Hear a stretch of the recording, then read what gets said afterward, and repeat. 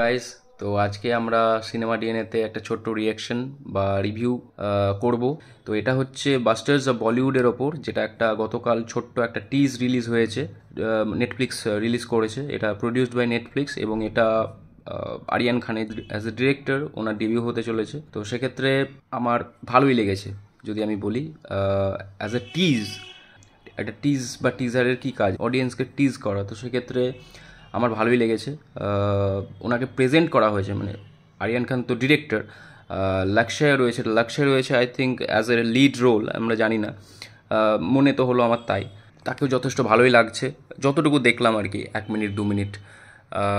বাকি তো বেশিরভাগটা ফোকাসটাই করা হয়েছে হচ্ছে আরিয়ান খানের ওপর, কারণ আরিয়ান খান এসআরকে জানেন যে কীভাবে মার্কেটিং করতে হয়, এবং তার ছেলে যেহেতু প্রথমবার অ্যাজ এ ডিরেক্টর লঞ্চ হচ্ছে, তো তার জন্য জানেন উনি কী করতে হবে। এবং নেটফ্লিক্স প্রডিউস করছে, ভালোই লাগছে, look and feel, production value যথেষ্ট ভালো।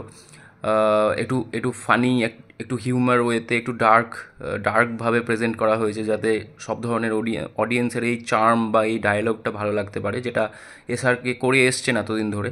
তো দেখা যাক, যে আমি শুনেছি যে নিউজগুলো এসছে যে অনেকগুলো কেমিও রয়েছে স্টারদের, এবার উনি কীভাবে হ্যান্ডেল করছেন এগুলো, সেগুলো একটা ম্যাটার করছে।